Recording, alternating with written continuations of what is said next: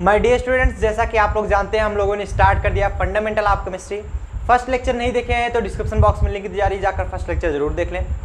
अगर आप अभी तक सब्सक्राइब नहीं किया तो सब्सक्राइब भी कर लीजिए, जिससे आपको रेगुलर अपडेट मिलती रहे। जैसे हम लोग नए नए लेक्चर्स लाएं आपको तुरंत ही अपडेट मिल जाए। चलिए आज का लेक्चर शुरू करते हैं। तो बेसिकली आज का जो लेक्चर होगा ये आज दूसरा लेक्चर है। आज के इस लेक्चर में हम बात करेंगे रेजोनेंस के बारे में। रेजोनेंस क्या होता है, इसकी कंडीशन क्या होती है, एंड आपके रेजोनेंस से रिलेटेड जितने भी आपके डाउट्स होंगे सारे दूर कर दिए जाएंगे। कैरेक्टरिस्टिक्स ऑफ रेजोनेंस क्या होते हैं, इनके बारे में भी हम लोग चर्चा करेंगे। चलिए शुरू करते हैं। लेकिन आगे चलने से पहले मैं आपको बता दूं कि आपकी जो कंप्लीट प्रिपरेशन होगी वो ऐप पर होने वाली है। Download teach stream app now. आप ऐप को जाकर डाउनलोड करेंगे, वो भी डिस्क्रिप्शन बॉक्स में लिंक दी गई है, या तो आप वहां से जाकर डाउनलोड कर लीजिए या फिर सिंपली आप प्ले स्टोर पर जाकर सर्च करेंगे टीच स्ट्रीम तो आपको मिल जाएगा। ये जो लोगो दिख रहा है ऐसे ही डाउनलोड करना है। डाउनलोड करने के बाद आपका जो कंप्लीट कोर्स है वो आपको मिल जाएगा। एंड मैं जैसे कि बता आपका जो कंप्लीट कोर्स है वो सिर्फ और सिर्फ 499 का मिल रहा है फर्स्ट 500 स्टूडेंट्स के लिए। तो अभी आप ज्वाइन भी कर लीजिए। इससे ऐसा भी हो सकता है कि 500 स्टूडेंट्स जैसे ही ज्वाइन कर लें वो ऑफर जा सकता है एंड फिर आपको 999 पे करना पड़ेगा। एंड उसमें मिलने क्या वाले हैं इसके बारे में हम लोग बता देते हैं। सबसे पहले हालांकि कुछ ऐसी टॉपिक्स होते हैं जो कि अपने इस YouTube चैनल पर नहीं कवर किए जा सकते, जैसे आपके टेस्ट नहीं हो सकते यहाँ पर, जैसे आपके रिवीजन क्लासेस हो तो सकती हैं बट मोस्ट इंपॉर्टेंट क्वेश्चंस वहाँ पर बताए जाएंगे। एंड आपके जितने भी डाउट सेशंस होते हैं वो यहाँ पर सॉल्व नहीं हो पाते हैं, वहाँ पर सॉल्व कराए जाएंगे। मतलब आपको मिलने क्या वाला है, अगर आप जाकर डाउनलोड करते हैं टीच स्ट्रीम ऐप तो आपको ऊपर ही मिल जाएगा सबसे पहले fundamental of chemistry and differential calculus, साथ ही साथ मैथमेटिकल फिजिक्स, मतलब तीन के तीनों टॉपिक्स वहाँ पर लाइव कर दिए गए हैं। आप अगर केमिस्ट्री के वीडियोस देखना चाहते हैं तो फंडामेंटल ऑफ केमिस्ट्री बाय कर लीजिए। वहाँ पर क्या मिलेगा, सबसे पहले आपको लाइव लेक्चर्स मिलेंगे। First live lectures, complete live lecture आपको मिलने वाला है। कंप्लीट लाइव लेक्चर आपको मिलेगा, मतलब आप अगर उस बैच को ज्वाइन करते हैं तो जो चीज़ें होंगी आप लाइव चैट में वो पूछ सकेंगे। साथ ही साथ आप वहाँ पर ज्वाइन होने के बाद आपको बुक नहीं लेनी पड़ेगी, बुक की PDF मिलेगी। बुक PDF, कंप्लीट बुक की PDF मिलेगी। और क्या मिलेगा, हैंड रिटन नोट्स मिलेगा। हैंड रिटन नोट्स मिलेगी। देखिए बुक ही अगर आप लेने चले जाएंगे मार्केट में 400 450 की बुक आ जाती है, तो आपको बुक भी नहीं लेनी, सिर्फ और सिर्फ हमने प्राइस रखा है 999, लेकिन फर्स्ट 500 स्टूडेंट के लिए 499 है, मतलब 50% का ऑफ चल रहा है। एंड मैं ये चाहता हूँ कि हर एक स्टूडेंट उस ऑफर को ज़रूर उठाए। और ये प्राइस जो है लगभग निगलिजिबल है। आप ऑफलाइन कोचिंग में जाते हो तो 1000 रुपये पर सब्जेक्ट देते हो, तो एक सेमेस्टर के लिए बात की जाए 6000 पर सब्जेक्ट, 18000 रुपये आप PCM ग्रुप के लिए दोगे। लेकिन यहाँ पर सिर्फ 500 रुपये लगेंगे। 500 रुपये डिफरेंशियल कैलकुलस के, 500 रुपये आपके मैथमेटिकल फिजिक्स एंड 500 रुपये आपके फंडामेंटल ऑफ केमिस्ट्री। और क्या मिलेगा, हैंड रिटन नोट्स के बाद आपके डाउट सेशंस होंगे, डाउट सेशंस लिए जाएंगे और आपका टेस्ट होगा और MCQ टाइप क्वेश्चंस होंगे एंड मोस्ट इम्पॉर्टेंट क्वेश्चंस भी होने वाला है। मोस्ट इम्पॉर्टेंट क्वेश्चन जो आपके एग्जाम में आ सकता है उसके बारे में भी हम चर्चा करेंगे। इससे क्या होगा, एक कंपटीशन का माहौल बनता है। तो आप जाकर अभी डाउनलोड कर लीजिए जिससे आपकी पढ़ाई में कोई भी रुकावट ना हो सके। सो गाइज टेक स्क्रीनशॉट्स, हम लोग आगे चलते हैं। चलिए, तो अगर हम बात करें हमने कल क्या पढ़ा था, तो कल हमने पढ़ा था फॉर्मल चार्ज के बारे में। फॉर्मल चार्ज क्या होता है, नंबर ऑफ वैलेंस इलेक्ट्रॉन। एक बार फिर से रिवाइज कर लेता हूँ, कई स्टूडेंट अगर पिछले वीडियो ना देखे हों, ये डायरेक्ट देख रहे हैं तो वो देख सकते हैं। क्या दिया जा रहा है कि total number of valence electron minus non bounded electron minus half of shared electron, इसे हम क्या कहते हैं, फॉर्मल चार्ज। फॉर्मल चार्ज कैसे निकालते हैं, पिछली वीडियो जाकर देखिए, आप कंप्लीट निकाल पाएंगे। ठीक है, ये ओजोन के लिए हमने बताया था एंड कार्बोनेट आयन के लिए भी हमने बताया था, CO3-2 के लिए। फिर आज का जो हमारा टॉपिक है that is a resonance. Resonance क्या होता है इसके बारे में हम आज डिटेल में बात करेंगे। चलिए बात करते हैं रेजोनेंस क्या होता है। बेसिकली रेजोनेंस अगर हम समझने की कोशिश करें, दिया क्या जा रहा है समझो पहले। In case of certain molecule a single Lewis structure can't explain all the properties of molecule. मतलब कुछ ऐसे मॉलिक्यूल्स होते हैं, जैसे मॉलिक्यूल्स हो गए तो उनका जो स्ट्रक्चर होता है वो एक लुईस स्ट्रक्चर के बेस पर होता है। मतलब लुईस स्ट्रक्चर उसको एक्सप्लेन करता है। कोई भी मॉलिक्यूल हो गया उसको एक्सप्लेन करता है लुईस स्ट्रक्चर। अब कुछ ऐसे सर्टेन मॉलिक्यूल्स होते हैं, मतलब कुछ ऐसे निश्चित मॉलिक्यूल्स होते हैं जिनका एक्सप्लेनेशन सिर्फ एक लुईस स्ट्रक्चर से नहीं किया जा सकता। मतलब समझ रहे हो ना? ऐसे हम आगे बताएंगे अभी कौन कौन से ऐसे मॉलिक्यूल्स हैं, बट अभी समझो कि कुछ ऐसे मॉलिक्यूल्स हैं जिनको हम एक सर्टेन लुईस स्ट्रक्चर से एक्सप्लेन नहीं कर सकते। उनके बारे में जानने के लिए हमें और भी स्ट्रक्चर्स की ज़रूरत पड़ती है, क्योंकि उनका एक फिक्स स्ट्रक्चर मिलता ही नहीं। जैसे मान लो कोई एक स्ट्रक्चर ले लो, कुछ भी आप स्ट्रक्चर ले लो, अगर उसका एक फिक्स स्ट्रक्चर, जैसे हम O3 ही ले लिए तो इसका एक फिक्स स्ट्रक्चर है, CO3 माइनस ले लिए -2, इसका एक फिक्स्ड स्ट्रक्चर है, तो इसको एक्सप्लेन करने के लिए आपको किसी रिजोनेंस की आवश्यकता नहीं पड़ेगी। रिजोनेंस की आवश्यकता पड़ेगी कहाँ पर, कि कभी कभी कुछ ऐसे मॉलिक्यूल्स होते हैं जिन्हें एक सर्टेन लुईस स्ट्रक्चर से एक्सप्लेन नहीं किया जा सकता, मतलब उन्हें एक्सप्लेन करने के लिए रिजोनेंस स्ट्रक्चर की जरूरत पड़ती है। रिजोनेंस स्ट्रक्चर मतलब नंबर ऑफ स्ट्रक्चर्स, मतलब काफ़ी ज़्यादा नंबर में जो स्ट्रक्चर्स आते हैं, जितने ज़्यादा नंबर ऑफ स्ट्रक्चर होंगे उतना ज़्यादा वो स्टेबल होता है, उसकी स्टेबिलिटी को भी दिखाता है। उसके बारे में हम आगे चर्चा करेंगे, लेकिन आप ये समझिए कुछ ऐसे मॉलिक्यूल्स होते हैं जिन्हें सिर्फ और सिर्फ लुईस स्ट्रक्चर के द्वारा एक्सप्लेन नहीं किया जा सकता। आगे क्या कहा जा रहा है, the molecule is then suppose to have many structure. ऐसे मॉलिक्यूल जिनके पास काफ़ी ज़्यादा स्ट्रक्चर्स होते हैं, वही तो तभी तो उन्हें एक्सप्लेन नहीं किया जा सकता एक सर्टेन स्ट्रक्चर के द्वारा से। Each of which can explain most of the molecules, ठीक है। The actual structure is in between of all these contributing structure and is called resonance hybrid and different individual structure called resonating structure और canonical form. This phenomena is called resonance. मतलब क्या कहा गया समझो पहले, the molecule is then suppose to have many structure. कोई भी ऐसा मॉलिक्यूल है, मान लेते हैं उसके पास काफ़ी ज़्यादा स्ट्रक्चर्स है, suppose to have many structures, क्योंकि कुछ ऐसे मॉलिक्यूल्स होते हैं जिनके कोई एक फिक्स स्ट्रक्चर नहीं होता, उसके कई स्ट्रक्चर्स होते हैं। Suppose to have many structure, each of which can explain most of the molecule, जिसके कारण जैसे काफ़ी ज़्यादा स्ट्रक्चर्स हो गई तब हम उसके बारे में बताने के लिए सक्षम हो पाएंगे। मतलब उससे रिलेटेड चीज़ें अगर हमको बतानी होगी तो हम आसानी से बता सकते हैं। जैसे मान लो कोई भी एक पर्सन है, उसकी कोई एक क्वालिटी आपको मालूम है, तो क्या उसके बारे में एक्सप्लेन कर सकते हो? नहीं कर सकते हो। अगर उसके बारे में 4-5 क्वालिटी मालूम है तो आप उससे अंदाज़ा लगा सकते हो हाँ ये पर्सन ऐसा है, ज़्यादा आप प्रोबेबल हो पाओगे, ठीक है। वही चीज़ बता रहा है, the actual structure is in between of all these contributing structure and is called resonating hybrid. जो वो कई स्ट्रक्चर्स मिल रहे हैं उन्हें हम कहते हैं resonating hybrid. And the different individual structure, और जो अलग अलग इंडिविजुअल स्ट्रक्चर्स हमें मिली हैं उन्हें हम कहते हैं रेजोनेटिक स्ट्रक्चर।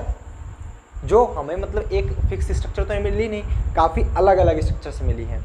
जैसे आगे हम अभी एग्जांपल तौर पे बताएंगे तो आपको बिल्कुल समझ में आता चला जाएगा कि कोई भी एक ही मॉलिक्यूल है, उसे हम कई रूपों में लिख सकते हैं, उसे हम कई रूपों में लिख सकते हैं। जैसे आप CO3 माइनस वहाँ पर देखे थे, वहाँ पर एक स्ट्रक्चर हमने बनाया था कल के ही लेक्चर में। अब वही चीज़ मैं चेंज करके दूसरे फॉर्म में भी लिखूँगा, तो वही एक चीज़ें आप डिफरेंट फॉर्म में देख पा रहे हैं। अब वही फॉर्म अगर आप देख पा रहे हैं तो उसे हम कहेंगे, उस डिफरेंट फॉर्म के स्ट्रक्चर को बोलेंगे रेजोनेटिक स्ट्रक्चर बोलेंगे। और ये पूरी फिनोमिना जो हो रही है इसे हम बोलेंगे रिजोनेंस। उम्मीद करते हैं आप सभी को समझ में आया होगा। क्या कहते हैं समझो पहले, कई ऐसे मॉलिक्यूल्स होते हैं जिन्हें हम किसी एक सर्टेन लुईस स्ट्रक्चर के द्वारा एक्सप्लेन नहीं कर सकते। कुछ ऐसे मॉलिक्यूल्स होते हैं जिनके काफ़ी ज़्यादा स्ट्रक्चर्स होते हैं, वो डिफरेंट स्ट्रक्चर हमारे रिजोनेटिक स्ट्रक्चर कहलाते हैं। एंड ये जो फिनोमिना होता है वो हमारा कहलाता है रिजोनेंस कहलाता है। बातें समझ में आई? क्लियर हुआ? आगे चलें, चलो आओ समझते हैं। फॉर एग्जाम्पल के लिए एक एक पॉइंट अगर समझेंगे तो हमें एग्जाम्पल समझ में आएगा। फॉर एग्जाम्पल के लिए हम समझते हैं, जैसे हमारे पास है कार्बोनेट आयन। क्या है? Carbonate ion. We have carbonate ion. Carbonate ion का फार्मूला क्या होता है आप सभी जानते हो, CO3-2। यही तो होता है, CO3-2। अब कार्बोनेट आयन के कई स्ट्रक्चर्स होते हैं, कार्बोनेट आयन के कई स्ट्रक्चर्स हैं। जैसे कल आपने एक स्ट्रक्चर देखा था कुछ इस प्रकार से, आपने कल एक स्ट्रक्चर देखा था कार्बोनेट आयन का कुछ इस प्रकार से, C double bond O single bond O single bond O, जो कल की क्लास में प्रेजेंट होंगे उन्हीं को मालूम होगा। अगर आप नहीं देखे हो पहले जाकर फर्स्ट लेक्चर देख लो, उसके बाद सेकंड लेक्चर देखना, ठीक। कार्बोनेटायन का एक स्ट्रक्चर ये है। अब इस स्ट्रक्चर को हम चेंज कर भी सकते हैं। हम ऐसा भी तो लिख सकते हैं ना, हम ऐसा भी तो लिख सकते हैं कुछ इसको कि कार्बन है, एक ऑक्सीजन हो गया, ये एक ऑक्सीजन और ये डबल बॉन्ड ऑक्सीजन। सिर्फ हमने चेंज कर दिया ये ऑक्सीजन पे माइनस, इसकी पोजीशन चेंज कर दी। हालांकि ऐसा नहीं पोजीशन चेंज करने से उन पर कोई इफेक्ट नहीं पड़ता, इफेक्ट पड़ता है, बट पोजीशन चेंज हुई कि नहीं हुई कहीं भी हम रख सकते हैं। इसे हम कुछ ऐसे भी तो लिख सकते हैं ना, कार्बन डबल बॉन्ड इधर कर दे रहे हैं, single bond O and single bond O, ठीक है। या फिर इन सभी को हम कुछ इस प्रकार भी तो लिख सकते हैं ना, इन सभी को मिला करके हम कुछ इस प्रकार भी तो लिख सकते हैं, कार्बन ऑक्सीजन ऑक्सीजन ऑक्सीजन। और ये जो स्ट्रक्चर है वो वेरी कर रहा है, इसलिए हमने डॉटेड लाइन से दिखा दिया, ये वेरी कर सकता है, तीन को तीनों में वेरी कर रहा है। मतलब अब जो यहाँ पर मिला आपको वो क्या मिला, स्ट्रक्चर्स आपकी क्या मिली, इन्हें हम क्या बोलेंगे पहले तो ये समझो। जो हमें लास्ट में मिला है कि वो वेरी कर रहा है तो उसे हम बोलेंगे एक्चुअल स्ट्रक्चर। इसको क्या बोलते हैं, एक्चुअल स्ट्रक्चर, ठीक है, एक्चुअल स्ट्रक्चर। एंड जो ग्रीन कलर में हमें मिल रहा है जो कि वेरी कर रहा होता है एक प्रकार से, इन्हें हम बोलते हैं रिजोनेटिंग स्ट्रक्चर। अब समझ में आया ना, इन सभी को हम क्या बोलेंगे, रिजोनेटिंग स्ट्रक्चर, रिजोनेटिंग स्ट्रक्चर। मतलब different types of structure of molecules known as resonating structure, और इन सभी को मिला करके जो हमें एक स्ट्रक्चर मिलता है वो हमारा कहलाता है एक्चुअल स्ट्रक्चर, वो हमारा कहलाएगा एक्चुअल स्ट्रक्चर। बातें समझ में आई। और एक एग्जांपल लिया जाए, और एक एग्जांपल लिया जाए, चलो एक और डिफरेंट एग्जांपल लेते हैं। एक तो हमारा एग्जांपल ये हो गया, दूसरा एग्जांपल हम ले लेते हैं ओजोन का ही, जो कि आप कल देखे थे, ओजोन जिसे हम बोलते हैं O3। इसका स्ट्रक्चर कल हमने बताया था बढ़िया से, फॉर्मल चार्जेस निकालने भी आपको मालूम हो गए थे। ओजोन का स्ट्रक्चर कैसा होता है ये पहले समझ लो। अब ओजोन का स्ट्रक्चर बहुत सिंपल है, कैसे समझोगे, देखो सिंपल। सबसे पहले आपने कल क्या देखा था ओजोन से रिलेटेड, ओजोन से रिलेटेड आपने देखा था कि एक आपका ऑक्सीजन हुआ करता था, ये डबल बॉन्ड बनाया था दूसरे ऑक्सीजन से, और ये अपना एक लोन पेयर ऑफ इलेक्ट्रॉन दे दिया था तीसरे ऑक्सीजन को। यही आपने देखा था, कुछ और था इसके अलावा, यही था। इसको हम सिमिलरिटी भी दिखा सकते हैं, ऐसे भी तो दिखा सकते हैं कि एक ऑक्सीजन है जो कि डबल बॉन्ड इधर बना रहा है, चेंज पोजीशन कर दे रहे हैं, और ये अपना लोन पेयर ऑफ इलेक्ट्रॉन दे रहा है। पोजीशन हमने जस्ट चेंज कर दी, क्या डिफरेंट हो गया, ये भी ओजोन है वो भी ओजोन है। एंड अब इनकी पोजीशन तो डिफरेंट हो गई, मतलब बॉन्ड्स चेंज हो जा रहे हैं। हो सकता है वो इससे डबल बॉन्ड बनाकर इससे डबल बॉन्ड बनाया हो, इसको दिया हो, सिमिलर। और इन सभी को मिला करके एक तीसरी स्ट्रक्चर हमें मिलेगी विच इज़ एक्चुअल स्ट्रक्चर। मतलब वो है ये ऑक्सीजन से जुड़ा हुआ है, और जो बॉन्ड है वो क्या कर रहा है, वेरी कर रहा है, जो बॉन्ड है वो वेरी कर रहा है। इसे हम क्या बोलेंगे, एक्चुअल स्ट्रक्चर, और इसे हम बोलेंगे रिजोनेटिंग स्ट्रक्चर।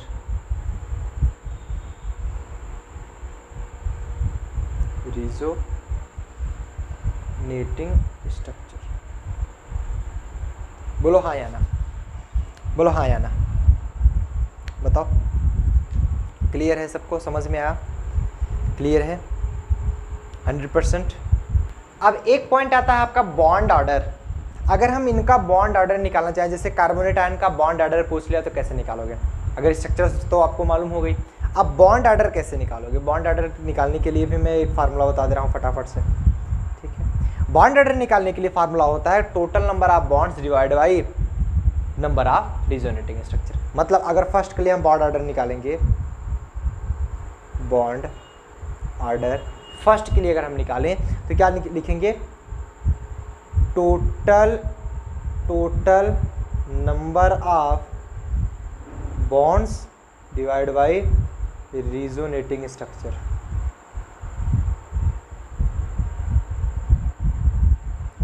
ये फार्मूला होता है, total number of bonds divide by resonating structure. मतलब इसके लिए फर्स्ट के लिए जो बॉन्ड ऑर्डर मिलेगा हमें, बॉन्ड ऑर्डर मिलेगा that is a total number of bonds कितने हैं बताओ, 1 2 3 और 4, 4 बॉन्ड्स हैं कि नहीं है बताओ, 4 बॉन्ड्स हैं। अब जब 4 बॉन्ड हो गए टोटल नंबर ऑफ बॉन्ड्स कितने लिखोगे आप, 4। रिजोनेटिंग स्ट्रक्चर कितने मिले, 1 2 3, 3 आपके रिजोनेटिंग स्ट्रक्चर मिल रहे हैं कि नहीं मिल रहे हैं, तो 4/3 जो बॉन्ड ऑर्डर मिला दैट्स इक्वल टू 4/3। आप इसे कट भी कर सकते हैं। इसके लिए अगर हम बॉन्ड ऑर्डर निकालना चाहें तो बॉन्ड ऑर्डर क्या हो जाएगा, टोटल नंबर ऑफ बॉन्ड्स कितने हैं, अरे 2 बॉन्ड्स 1 3 बॉन्ड, 3 बॉन्ड, तो यहाँ पर क्या मिलेगा आपको 3। Total number of resonating structure कितने स्ट्रक्चर मिले, 1 स्ट्रक्चर 2 स्ट्रक्चर, तो डिवाइड बाई 2 मतलब 1.5 नोट डाउन कर लीजिए, टेक स्क्रीनशॉट सुन। अब इससे रिलेटेड कोई प्रॉब्लम तो आपको होगी नहीं कि रिजोनेटिंग स्ट्रक्चर क्या होते हैं, एक्चुअल स्ट्रक्चर क्या होते हैं एंड बॉर्डर ऑर्डर कैसे निकालते हैं, तो ये सभी आप समझ गए, ठीक है। नोट कर लीजिए, टेक स्क्रीनशॉट सुन। हाँ, किसी को कोई प्रॉब्लम हो तो बता देना, किसी को अगर कोई भी प्रॉब्लम हो तो बता देना, ठीक है। बातें समझ में आई, आगे चला जाए फिर, चलिए। एंड हाँ, अगर आपको फिजिक्स के भी डेमोज लेक्चर्स देखने हैं तो डिस्क्रिप्शन बॉक्स में फिजिक्स के भी डेमोज लेक्चर्स दिए जा रहे हैं, आप फिजिक्स के भी लेक्चर्स वहाँ पर फाइंड कर पाएंगे, ठीक है। चल नेक्स्ट अगर हम बात करें कंडीशन फॉर रिजोनेंस होने की एक कंडीशन क्या होती है, जैसे मान लीजिए रिजोनेंस, जैसे रिजोनेटिंग स्ट्रक्चर मिल रहे हैं आपके, तो रिजोनेंस की कंडीशन क्या क्या होती है वो चीज़ हम फाइंड करेंगे। कौन कौन सी ऐसी कंडीशन होगी जो होल्ड करेगा तभी हमारी रिजोनेटिंग स्ट्रक्चर बनेगी। अगर रिजोनेंस का कंडीशन नहीं फॉलो कर रहा है तो वो एक प्रकार से उसका स्ट्रक्चर भी नहीं बन पाएगा, रिजोनेटिंग स्ट्रक्चर भी नहीं बनेगा। तो वो ऐसी कौन कौन सी कंडीशन है जो कि फॉलो करता है। पहली कंडीशन क्या कह रहा है, पहली कंडीशन कह रहा है कि the compound should have pi bond in alternation position. जो कंपाउंड होते हैं उनमें होना चाहिए, should have pi bond in alternation position. एक अल्टरनेशन पोजीशन पर पाई बॉन्ड होने चाहिए, याद रखना, अल्टरनेशन पोजीशन पर पाई बॉन्ड होने चाहिए। अगर पाई बॉन्ड अल्टरनेट पोजीशन पर नहीं मिल रहे हैं तब जाकर वो कंडीशन होल्ड नहीं करेगा। The compound should have pi bond in alternation position. कैसे, समझो इस बात को। जैसे फॉर एग्जांपल के लिए आपका जैसे मैं ले लेता हूँ CH2 double bond CH single bond CH double bond CH single bond CH double bond CH2। हमने एक एग्जांपल ले लिया। यहाँ पर आप देख पा रहे होंगे जो आपका पाई बॉन्ड है वो अल्टरनेशन पोजीशन पर है कि नहीं है, अल्टरनेशन पोजीशन पर है कि नहीं है। जैसे एक बार पाई बॉन्ड यहाँ पर हो गया, एक को छोड़ दिया, फिर एक आया, फिर इसको छोड़ दिया, फिर अगला आया। तो मतलब अल्टरनेशन पोजीशन पर पाई बॉन्ड्स अगर मिल रहे हैं तब जाकर वो क्या होल्ड करेगा, रिजोनेटिंग स्ट्रक्चर। मतलब इस कंपाउंड की रिजोनेटिंग स्ट्रक्चर हो सकती है, रिजोनेटिंग स्ट्रक्चर होगी, हो सकती नहीं होगी। वहां पर जिससे ओजोन मिल रहा था ना, oxygen double bond O single bond O, तो यहाँ पर भी तो एक ही था बट वहाँ पर पाई बॉन्ड एग्जिस्ट करता था तभी बन पाया। अगर पाई बॉन्ड एग्जिस्ट नहीं करता नहीं बनता रिजोनेटिंग स्ट्रक्चर। भाई अगर कुछ ऐसा हो रहा होता सपोज दैट, क्या यहाँ पर रिजोनेटिंग स्ट्रक्चर बनेगा, बनेगा ही नहीं, कोई मतलब नहीं है, ठीक है। इट मीन्स दैट आप फर्स्ट कंडीशन जान गए कि फर्स्ट कंडीशन क्या होगी कि आपका रिजोनेंस स्ट्रक्चर बनेगा। सेकंड कंडीशन की बात करते हैं। सेकंड कंडीशन क्या है, if pi bond is not present at alternate position. मतलब सबसे पहले बात तो ये बता दी गई कि pi bond should be present in alternate position. मतलब जो पाई बॉन्ड होना चाहिए वो अल्टरनेट पोजीशन पर प्रेजेंट होना चाहिए। पहली बात तो यही बताइए, तभी आपका कोई भी मॉलिक्यूल रिजोनेटिंग स्ट्रक्चर दिखाएगा। इवन अगर ऐसा नहीं भी होता है, मतलब if pi bond is not presenting at alternate position, तब के लिए रिजोनेटिंग स्ट्रक्चर की क्या कंडीशन होगी वो उसके बारे में चर्चा करते हैं। आगे क्या कहा जा रहा है कि if pi bond is not presenting at alternate position then charge plus minus free electrons lone pair present at alternate position. मतलब समझो कि अगर पाई बॉन्ड अल्टरनेट पोजीशन पर नहीं हुए, अल्टरनेट पोजीशन पर प्रेजेंट नहीं है, तब या तो आपके चार्ज जैसे कि आप पॉजिटिव चार्ज या फिर निगेटिव चार्ज अल्टरनेट पोजीशन पर प्रेजेंट होने चाहिए, या फिर फ्री इलेक्ट्रॉन लोन पेयर के रूप में अल्टरनेट पोजीशन पर प्रेजेंट होने चाहिए। नहीं समझ में आया? कोई बात नहीं, फिर समझाता हूं। मतलब रिजोनेंस आगे बताया भी जा रहा है कि will be part of resonance, मतलब रिजोनेंस कंडीशन होने के लिए सबसे पहली चीज आपका जो पाई बॉन्ड होना चाहिए वो अल्टरनेट पोजीशन पर होल्ड करना चाहिए, जैसा कि हमने अभी बताया। अगर ऐसा नहीं होता है, पाई बॉन्ड अल्टरनेट पोजीशन पर नहीं भी है, फिर हम कैसे जानेंगे कि ये रिजोनेटिंग स्ट्रक्चर दिखाएगा कि नहीं दिखाएगा?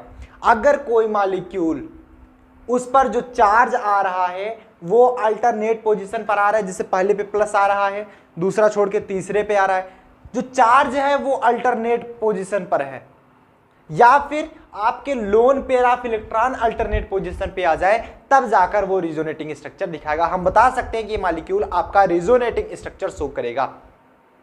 आइए जानते हैं इसके बारे में एग्जांपल्स, कौन कौन से ऐसे एग्जांपल्स हो सकते हैं जो कि रिजोनेटिंग स्ट्रक्चर शो करेंगे। पहला तो आपने समझा। दूसरा एग्जांपल हम कुछ ऐसे बता सकते हैं इसको कि जैसे मान लो आपके पास है CH2 double bond CH single bond CH single bond, positive negative electron या फिर लोन पेयर ऑफ इलेक्ट्रॉन। मतलब ये बताया गया, समझ रहे हो? यहां पर पहली बात तो डुअल बॉन्ड है, फिर सिंगल बॉन्ड, फिर यहां पर डबल बॉन्ड आना चाहिए था बट नहीं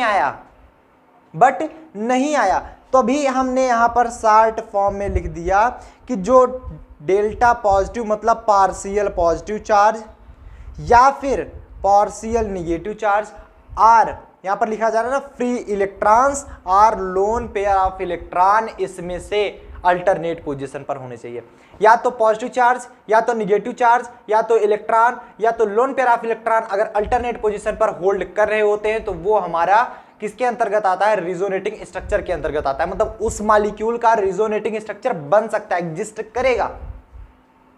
बातें क्लियर हुई? समझ में आया? आगे चला जाए, बहुत बढ़िया। तीसरे कंडीशन की बात करते हैं, नोट कर लीजिए, टेक स्क्रीनशॉट सुन, टेक स्क्रीनशॉट सुन। बात करें अगर हम तीसरे कंडीशन की, तीसरी कंडीशन क्या कही जा रही है कि if both condition are present at same time then priority should be given pi bond. अगर दोनों कंडीशन सेम टाइम पर आ जाए, मतलब आपके इलेक्ट्रॉन या फिर लोन पेयर ऑफ इलेक्ट्रॉन या फिर चार्ज अल्टरनेट पोजीशन पर हो किसी भी स्ट्रक्चर में, या फिर उसके साथ साथ ही आपके पाई बॉन्ड भी अल्टरनेट पोजीशन पर होंगे, तो priority should be given pi bond. Priority जो दी जाएगी वो पाई बॉन्ड को दी जाएगी, नॉट गिवन इलेक्ट्रॉन्स पॉजिटिव और निगेटिव चार्ज और लोन पेयर ऑफ इलेक्ट्रॉन्स। मतलब ये कहा गया कि जैसे दो कंडीशन बता दी गई कि अगर किसी भी स्ट्रक्चर में पाई बॉन्ड अल्टरनेट पोजीशन पर आ रहा है तब वो स्ट्रक्चर जो होगा वो रिजोनेटिंग स्ट्रक्चर शो करेगा, या फिर आप कह सकते हो अगर पाई बॉन्ड अल्टरनेट पोजीशन पर नहीं प्रेजेंट है फिर भी वो रिजोनेटिंग स्ट्रक्चर शो कर सकता है यदि उस पर पॉजिटिव और निगेटिव चार्ज अल्टरनेट पोजीशन पर हो, या फिर फ्री इलेक्ट्रॉन अल्टरनेट पोजीशन पर हो, या तो loan pair of electron alternate position पर हो, फिर भी वो रिजोनेटिंग स्ट्रक्चर शो करेगा। अब बात आई तीसरी कंडीशन कि अगर ये दोनों कंडीशन साथ में होल्ड हो जाए, मतलब पाई बॉन्ड भी अल्टरनेट पोजीशन पर आ जाए, आपके free electron loan pair of electron या फिर पॉजिटिव या निगेटिव चार्ज इन चारों में से कोई एक अल्टरनेट पोजीशन पर आ जाए, तब priority should be given to pi bond. Priority हमारी पाई बॉन्ड को दी जाएगी। बातें समझ में आई? इसके बेसिस पे एग्जांपल करते हैं तब समझ पाओगे। फॉर एग्जांपल के लिए मैं पिरिडीन लेना चाहूंगा, पिरिडीन बोलो। फॉर एग्जांपल के लिए हम क्या लेंगे? पिरिडीन। पिरिडीन क्या होता है आप सभी जानते हो। पहले आप बनाओगे सिंपल, एक सेकेंड, आप बनाओगे benzene, this is your benzene, and इसमें अगर हम N जोड़ दें दिस इज पिरिडीन। आप सभी इसको जानते हो, किसी को बताने की आवश्यकता नहीं है, सभी इसको जानते हो, ठीक है। सभी इसको जानते हो। बताओ, दिस इज pyridine। अब इसमें फ्री इलेक्ट्रॉन्स भी अगर हम दिखाएं या फिर लोन पेयर ऑफ इलेक्ट्रॉन जो भी जुड़े हुए हैं या फिर पॉजिटिव और निगेटिव चार्ज भी अल्टरनेट पोजीशन, जैसे मान लो मैं अगर इसको यहाँ पर दे दूँ कुछ इस प्रकार से, तो यहाँ पर पॉजिटिव यहाँ पर निगेटिव, ये यहाँ पर चला जाए तो यहाँ पर पॉजिटिव यहाँ पर निगेटिव, तो ये कुछ शो करने लगते हैं अल्टरनेट पोजीशन पर चार्ज। क्या शो करते हैं? अल्टरनेट पोजीशन पर चार्ज। तो इट मीन्स दैट प्रियॉरिटी आप किसको दोगे? पाई बॉन्ड को। तो यहाँ पर प्रियॉरिटी किसको दी जाएगी? पाई बॉन्ड की। जो रिजोनेटिंग स्ट्रक्चर आपको मिलेगा, रिजोनेटिंग स्ट्रक्चर, उसमें आप प्रियॉरिटी किसको दे रहे हो? Priority pi bond. मतलब हम पाई बॉन्ड को देखकर ही रिजोनेटिंग स्ट्रक्चर बनाएंगे, हमें और से मतलब नहीं। अगर पाई बॉन्ड अल्टरनेट पोजीशन पर मिल रहा है तो कुछ मिले या ना मिले, सबसे पहले हम पाई बॉन्ड को ही कंसीडर करेंगे। This is the condition for resonance. This is the condition for resonance. अब सब लोग बताओ, क्या किसी को रेजोनेंस में कभी प्रॉब्लम होगी? नहीं होगी।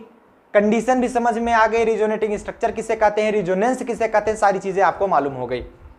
एंड बॉन्ड ऑर्डर कैसे निकाला जाता है उसके बारे में भी आपको मालूम हो गया। आगे अब हम आज बात करते हैं कैरेक्टरिस्टिक फॉर रेजोनेंस। क्या कैरेक्टरिस्टिक होता है रेजोनेंस का? तो हिडन डालेंगे characteristic for resonance. Characteristic for resonance, इसके कुछ 4-5 कैरेक्टरिस्टिक हैं, हम उसके बारे में चर्चा करेंगे। कुछ 4 रेजोनेंस हैं, हम उसके बारे में चर्चा करेंगे कैरेक्टरिस्टिक इसके। चलो, सबसे पहला बताया जा रहा है resonating structure are not actual structure but they are canonical are contributing structure. हमने जैसा बताया कि एक्चुअल स्ट्रक्चर डिफरेंट होता है, रेजोनेटिंग स्ट्रक्चर डिफरेंट होता है। बताया कि नहीं बताया? शुरुआत में है। जो एक्चुअल स्ट्रक्चर होता है वो डिफरेंट होता है। उन जितने भी आपके रेजोनेटिंग स्ट्रक्चर मिले होते हैं उनसे इंस्पायर्ड होता है आपका, वो सभी चीजें वहां पर मिल सकती हैं एक्चुअल स्ट्रक्चर में। मतलब एक्चुअल स्ट्रक्चर आप जो बनाते हो उसमें आपके रेजोनेटिंग स्ट्रक्चर कंबाइन होते हैं। तभी यहां पर कहा गया कि resonating structure are not actual structure. किसी भी मॉलिक्यूल्स का जो स्ट्रक्चर होता है एक्चुअल स्ट्रक्चर, वो रेजोनेटिंग स्ट्रक्चर नहीं होता है। तो resonating structure are not actual structure but लेकिन they are canonical are contributing structure. मतलब रेजोनेटिंग स्ट्रक्चर एक्चुअल स्ट्रक्चर नहीं होते हैं, लेकिन वो कैनोनिकल स्ट्रक्चर होते हैं या फिर वो कंट्रीब्यूटिंग स्ट्रक्चर होते हैं। बातें समझ में आई? यहां पर क्लियर हुआ? मेरे साथ बोलो कि resonating structure are not actual structure but they are canonical and contributing structure. ठीक है, फर्स्ट कैरेक्टरिस्टिक सबको मालूम चल गया। Is this clear point? क्या ये पॉइंट सबको क्लियर है? नेक्स्ट चलो, दूसरा कैरेक्टरिस्टिक क्या बताया जा रहा है कि stability of compound depends on the number of resonating structure. अगर किसी कंपाउंड की स्टेबिलिटी की बात की जाए तो वो उसके रेजोनेटिंग स्ट्रक्चर पर डिपेंड करता है। कैसे डिपेंड करता है आगे बताया जा रहा है कि if the resonating structure of the compound are large in number then it will be most stable because a number of bonds has been associated and energy constant of compound will be decreases. क्या कहा गया कि किसी भी compound के कोई भी आप कंपाउंड ले लीजिए, किसी भी कंपाउंड के स्टेबिलिटी होने का टोटल जो स्टेबिलिटी उसकी डिपेंड करती है वो किस पर करती है? रेजोनेटिंग स्ट्रक्चर पर। क्यों? कैसे?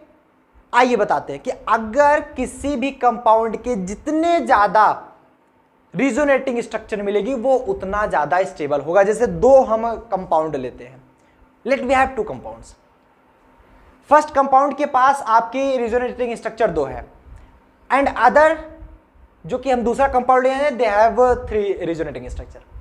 तो अगर हम उसमें दोनों में कंपेयर करें तो विच compound have 3 resonating structure that is the most stable than the first. मतलब जैसे अगर मैं एक एग्जांपल के तौर पे बताऊं, कोई हमारे पास कंपाउंड है A और दूसरा कंपाउंड है B।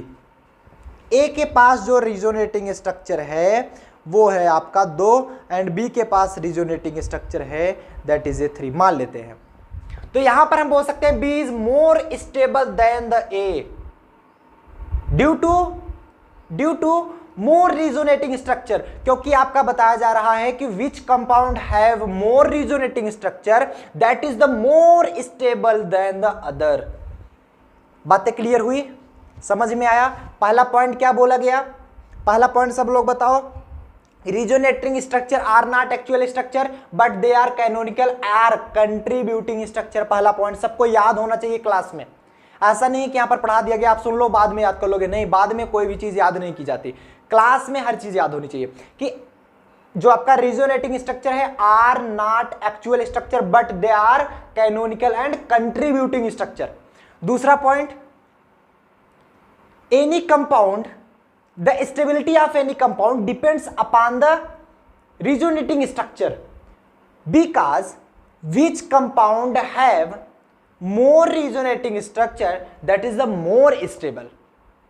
ये चीज तो बताया जा रहा है, if the resonating structure of the compound are large in number then it will be most stable because a number of bonds has been associated, क्योंकि ज्यादा स्ट्रक्चर्स आएंगे ज्यादा नंबर ऑफ बॉन्ड्स बनने की संभावना रहती है। Associated and energy constant of compound will be decreases, और जो एनर्जी कांस्टेंट होता है वो डिक्रीज हो जाएगा। एनर्जी कांस्टेंट अगर डिक्रीज हो जाएगा तो वो ज्यादा स्टेबल हो जाएंगे। जिसके पास एनर्जी कम उसकी स्टेबिलिटी ज्यादा, जिसके पास एनर्जी ज्यादा उसकी स्टेबिलिटी कम। आपके पास कम एनर्जी है, मतलब आप कहीं से दौड़ के आ रहे हो तो आप एक जगह बैठना चाहोगे, आपके पास अगर एनर्जी है तो बैठोगे ही नहीं, दौड़ोगे भागोगे। तो आप कौन ज्यादा स्टेबल रहेगा? जिसके पास एनर्जी कम रहेगी। आप अगर थके हुए हो तो आप एक जगह बैठ के आराम करोगे, आप स्टेबल रहोगे। अगर आपने सुबह से कोई काम ही नहीं किया तो आप एक जगह आराम से सो पाओगे? नहीं, घूमोगे। क्यों? क्योंकि आपके पास एनर्जी है। अगर एनर्जी डिक्रीज होगी तो स्टेबिलिटी बढ़ेगी, एनर्जी बढ़ेगी तो स्टेबिलिटी घटेगी। क्या इसको समझने के लिए आपको कुछ एक्स्ट्रा मेहनत करने की आवश्यकता है? नहीं, सिंपल नोट कर लीजिए। Take a screenshot. Take a screenshot. बात करें अगर हम तीसरे कैरेक्टरिस्टिक की, तो तीसरा कैरेक्टरिस्टिक बताया जा रहा है, एक बार पहले सब लोग चैट सेक्शन में लिख के बताओ दो, क्या किसी कुछ प्रॉब्लम हो रही है? अगर प्रॉब्लम हो रही है तो बता दो, फिर से एक बार रिवीजन कर दिया जाएगा। प्रॉब्लम होनी नहीं चाहिए क्योंकि मैं खुद ही एक पॉइंट को 3-4 बार समझा दे रहा हूं। कोई प्रॉब्लम? चले आगे, चलो। तीसरा पॉइंट कह रहा है, in resonating structure the number of atoms and their position remains unchanged but pi electron and charge will shift from its natural position, it is known as delocalisation of charge. आपने नाम सुना होगा localisation and delocalisation of charge क्या होता है। Localisation and delocalisation of charge क्या होता है, वही डीलोकेलाइजेशन के बारे में बात करेंगे। कहा क्या जा रहा है समझो एक बात पॉइंट, कि in resonating structure the number of atoms and their position remains unchanged, कि रिजोनेटिंग स्ट्रक्चर में जो नंबर ऑफ एटम्स होते हैं, जितने एटम्स होते हैं, and their position remain unchange, और उनकी पोजीशन अनचेंज रहती है। अनचेंज मतलब समझ पा रहे हो कि अगर हम कोई भी रिजोनेटिंग स्ट्रक्चर ले ले तो उनकी पोजीशन और एटम की संख्या अनचेंज रहेगी। मैं एग्जांपल बताता हूं, बिना एग्जांपल दिए आप नहीं समझ पाओगे। बिना एग्जांपल दिए आप नहीं समझ, एग्जांपल तो मैं बता ही दूंगा, पहले और समझो, ठीक है। बट चेंज क्या हो सकता है कि पाई इलेक्ट्रॉन शिफ्ट हो सकते हैं, चार्ज शिफ्ट हो सकते हैं फ्रॉम नेचुरल पोजीशन, ठीक है। अपने नेचुरल पोजीशन से पाई इलेक्ट्रॉन शिफ्ट हो सकता है, चार्ज शिफ्ट हो सकते हैं। नंबर ऑफ एटम्स घटता बढ़ता नहीं है एंड उनकी पोजीशन भी चेंज नहीं होती है। क्या चेंज हो सकता है? नंबर ऑफ पाई बॉन्ड्स आपकी पोजीशन चेंज कर सकते हैं अपनी, एंड पाई बॉन्ड्स की पोजीशन ही चेंज होगी, पाई बॉन्ड्स एक्स्ट्रा नहीं बढ़ जाएंगे, पोजीशन चेंज हो सकती है, एंड इलेक्ट्रॉनों की भी शिफ्टिंग हो सकती है। जिससे इलेक्ट्रॉनों की शिफ्टिंग होगी तो आपके जो बताए जा रहे हैं कि चार्ज शिफ्ट होगा, इलेक्ट्रॉनों की शिफ्टिंग होगी, चार्ज शिफ्ट होगा, एंड चार्ज अगर शिफ्ट होगा तो आपके बॉन्ड भी शिफ्ट हो सकते हैं। अब बताते, मैं एग्जांपल देता हूं। फॉर एग्जांपल के लिए, जैसे मेरे पास एक नेचुरल फॉर्म में है, जैसे मान लो आपके पास CH2 है, CH2 double bond CH single bond CH double bond CH2। इसको मैं इस तरह भी तो लिख सकता हूं, कैसे आओ बताता हूं। एक सेकेंड, सॉरी कैंसिल हो गया। CH2 double bond CH double bond CH2, इसको तो मैं ऐसा भी लिख सकता हूं। इसको कैसे? जैसे ये CH2 है, यहां पर देख पा रहे हैं अल्टरनेट पोजीशन पर आपके पाई बॉन्ड्स प्रेजेंट है। मैंने क्या किया, ये शिफ्ट करा दिया, तो यहां पर आ गया पार्शियल पॉजिटिव, यहां पर आ गया पार्शियल निगेटिव, क्योंकि वो इलेक्ट्रॉन को ले रहा है। अब क्या हुआ, अब ये बॉन्ड जो है ये भी हमारा टूट के यहां पर चला गया, इस पे आ गया पार्शियल निगेटिव, इस पे आ गया पार्शियल पॉजिटिव।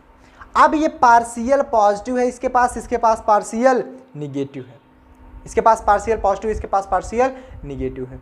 तो ये फाइनली हमारा क्या बन जाएगा, फाइनली हमारा बन जाएगा CH2, डबल बॉन्ड टूट गया क्योंकि इलेक्ट्रॉन चले गए, शेयरिंग खत्म हो गई।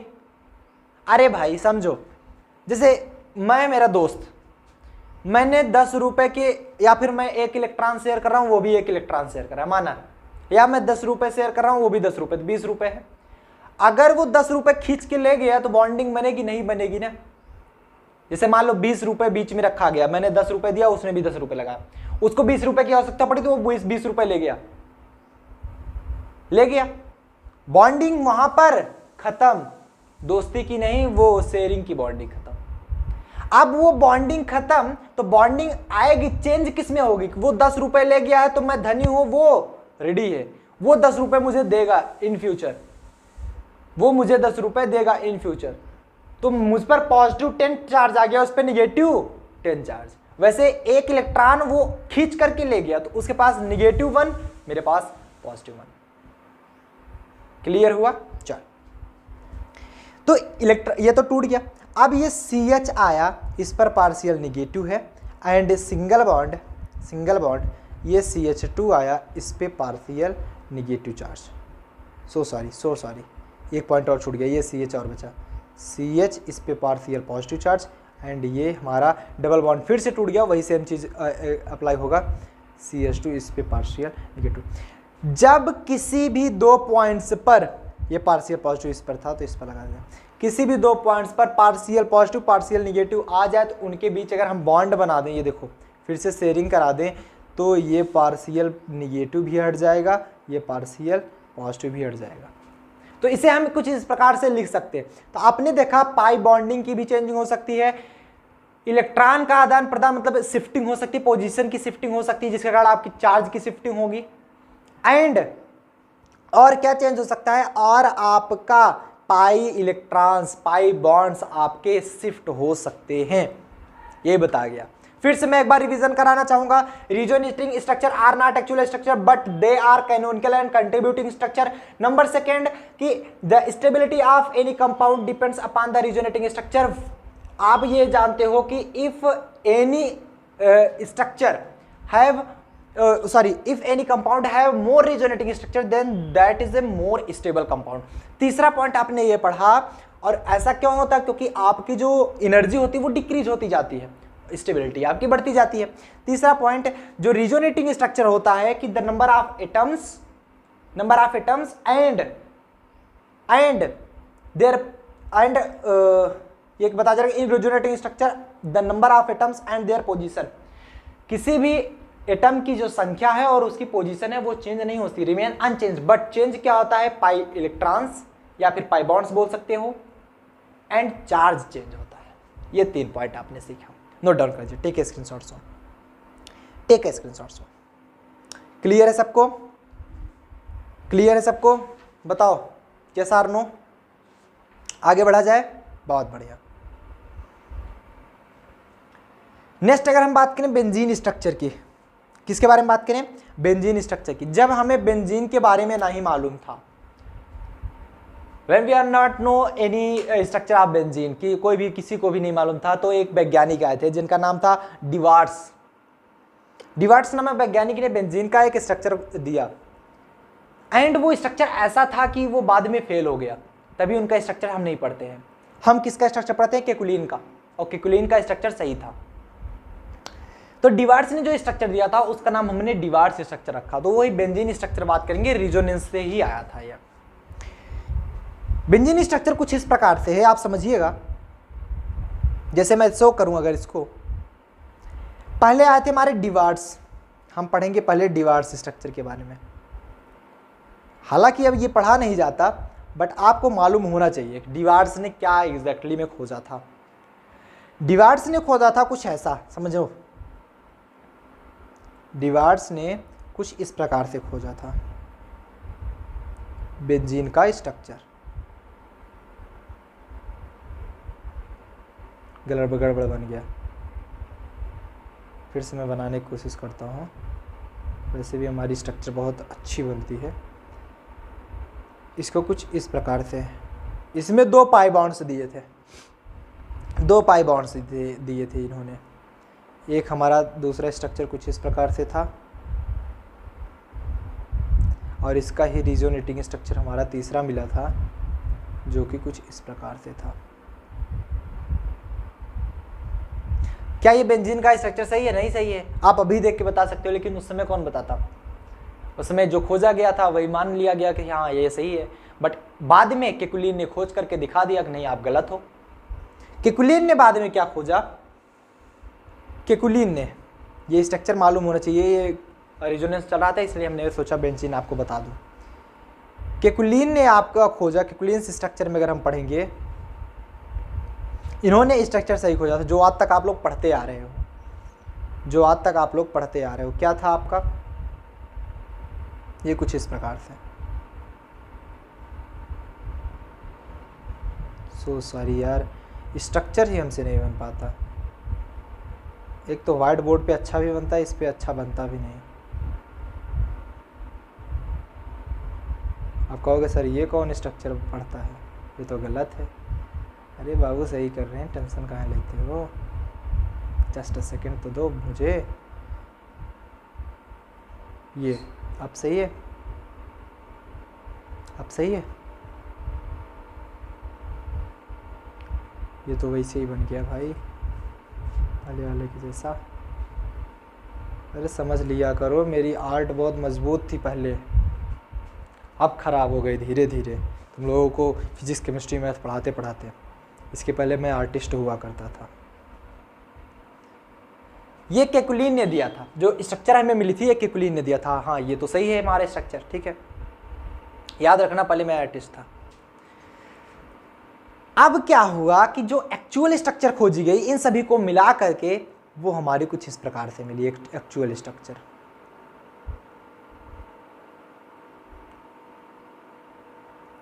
एक बीच में रिंग लगा दी गई।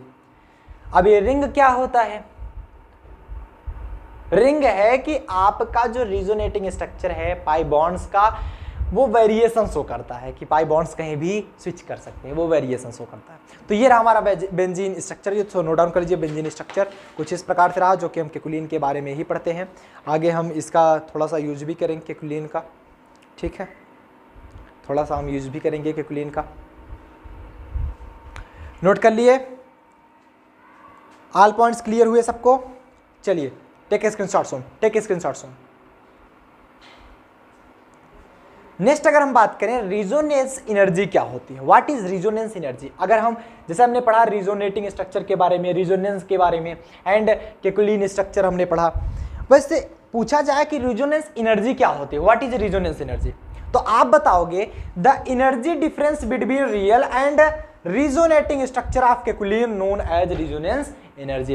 रिजोनेंस एनर्जी जो होती है वो किसी भी कंपाउंड के रियल स्ट्रक्चर और केकुलिन स्ट्रक्चर में जो डिफरेंस आता है, that's called resonance energy, that's called resonance energy, that's called resonance energy. बोलो, मतलब आपका बता क्या गया कि अगर हम रिजोनेंस एनर्जी निकालने की कोशिश करें तो सबसे पहले हमें मालूम होना चाहिए energy of real structure. Real structure की क्या एनर्जी होगी, उसमें अगर हम केकुलिन के स्ट्रक्चर की एनर्जी घटा दें तब जाकर हमें रिजोनेंस एनर्जी मिलेगी।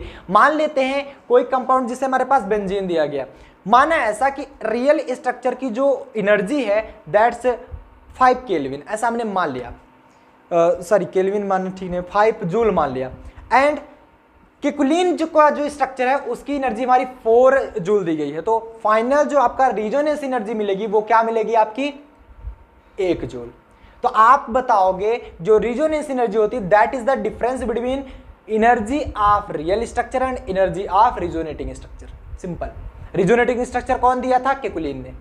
तो difference between real structure, energy of real structure and energy of resonating structure known as resonance energy. Yes, clear है सबको? पॉइंट सभी को क्लियर है? Take a screenshot soon, take a screenshot soon. चलिए बहुत बढ़िया, वेरी गुड। आगे अगर हम बात करें फिफ्थ पॉइंट की, एक पॉइंट लास्ट पॉइंट ये बचा है, कल हम स्टार्ट करेंगे interaction between molecules. Strong interaction and weak interaction दो प्रकार के होते हैं, हम वीक के बारे में पढ़ेंगे जिसमें आप वंडरवाल फोर्सेस पढ़ोगे एंड हाइड्रोजन बॉन्डिंग पढ़ोगे, तो वो आगे की चीजें हैं। फिफ्थ पॉइंट क्या करा कि if all resonating structure have charge free electrons then nature of charge should satisfy the nature of atom. It means that positive charge should present electropositive atom and negative charge should present in electronegative atom. अगर बताया जा रहा है कोई भी resonating की structure तभी follow करेगा, तभी वो पॉसिबल होगा, समझो, कोई भी रिजोनेटिंग स्ट्रक्चर तभी पॉसिबल होगा जब इलेक्ट्रोपॉजिटिव एटम पर ही पॉजिटिव चार्ज आएगा एंड इलेक्ट्रोनेगेटिव एटम पर नेगेटिव चार्ज आएगा। मतलब positive charge present in electropositive atom and negative charge present in electronegative atom, तब जाकर वो फॉलो करेगा रिजोनेटिंग स्ट्रक्चर। बातें समझ में आई सबको? क्लियर हुआ? सबको क्लियर हुआ ये पॉइंट्स? तो सभी पॉइंट्स उम्मीद करते हैं आपको समझ में आ गया होगा। तो आज के लिए बस इतना ही, आज के लिए बस इतना ही। मिलते हैं कल के लेक्चर के साथ। लेकिन अगर आप कंप्लीट वीडियो इसका पाना चाहते हो, कंप्लीट सॉल्यूशन पाना चाहते हो, टेस्ट सीरीज मिलेगी आपको, book PDF, handwritten notes and साथ ही साथ आपके रेगुलर टेस्ट भी लिए जाएंगे। तो वो सभी चीज़ एंड एमसीक्यू टाइप क्वेश्चंस भी वहाँ पर मिलेंगे। तो वो सभी चीज़ आपको मिलेगा ऐप में। नीचे ऐप की लिंक दी जा रही है, जैसे आप उस पर क्लिक करेंगे आप डाउनलोड कर पाएंगे टीच स्ट्रीम ऐप को। एंड ऐप डाउनलोड करने पे आपको सबसे पहले मिलेगा fundamental of chemistry, differential calculus and mathematical physics. अगर आपको सिर्फ केमिस्ट्री ही पढ़नी है तो आप सिर्फ केमिस्ट्री ही बाय कीजिए। सिर्फ और सिर्फ 500 स्टूडेंट्स के लिए ऑफर चल रहा है, फ्लैट 50% ऑफ, आप 499 में बाय कर पाएंगे। सो गाइज मिलते हैं नेक्स्ट लेक्चर साथ, जो कि होगा हमारा interaction between two molecules. Till then आप लोग बढ़िया से पढ़ाई करें। All the very best.